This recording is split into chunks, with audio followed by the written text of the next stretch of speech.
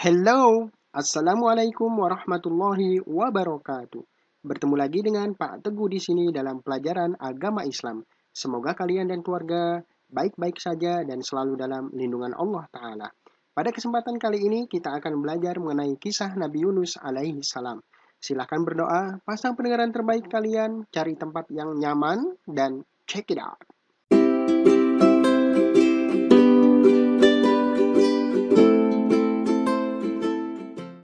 Bermula dari sebuah negeri di bagian selatan Irak yang bernama Ninawa.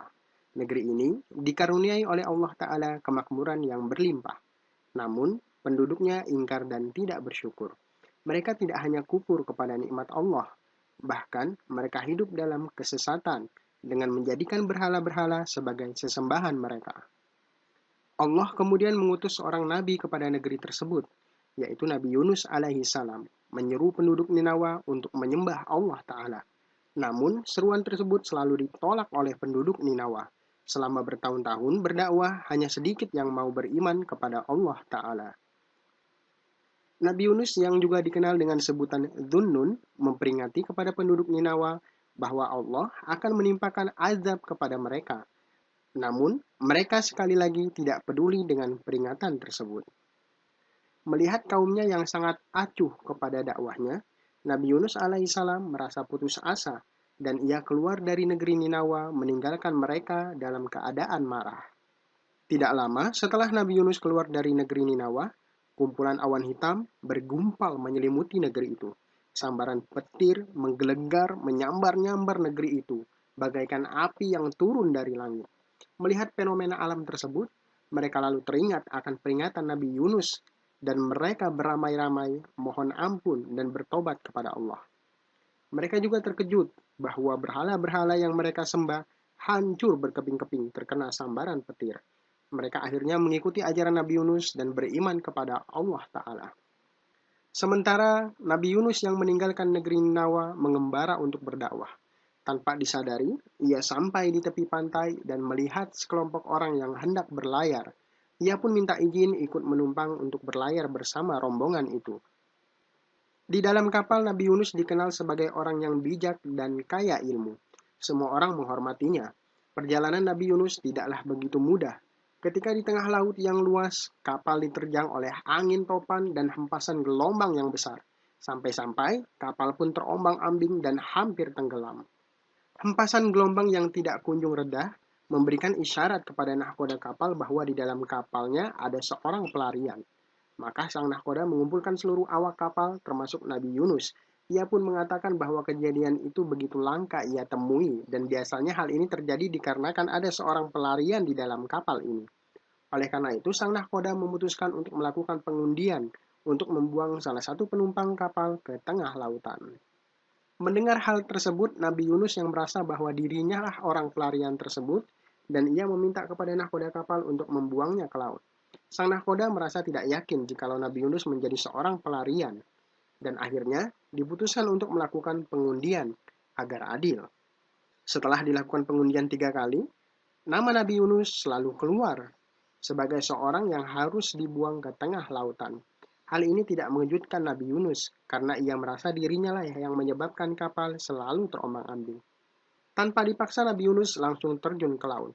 Tiba-tiba, seekor mulut hewan raksasa menelan dirinya hidup-hidup. Seekor ikan paus yang sangat besar diutus oleh Allah Ta'ala untuk menelan Nabi Yunus namun tidak memakannya karena Nabi Allah bukan santapan baginya. Allah menjadikan perut ikan paus sebagai penjara bagi Nabi Yunus. Paus raksasa itu membawa Nabi Yunus sampai ke dasar laut yang sangat dalam dan gelap gulita. Ini menjadikan Nabi Yunus berada di dalam 3 kegelapan sekaligus, yaitu kegelapan perut ikan paus, kegelapan dasar laut, dan kegelapan malam yang menyelimutinya ketika itu.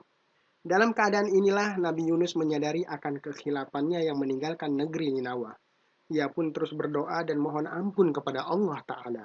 Dalam doanya, Nabi Yunus mengucapkan, "Ya Allah, tidak ada Tuhan selain Engkau. Sesungguhnya aku termasuk orang-orang yang zalim."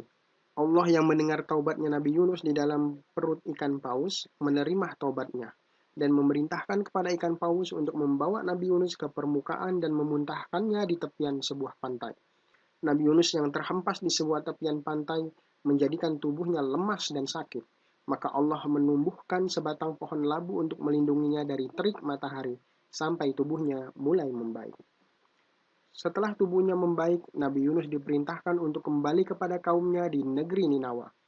Namun, alangkah terkejutnya Nabi Yunus melihat penduduk negeri Ninawa yang tidak lagi menyembah berhala.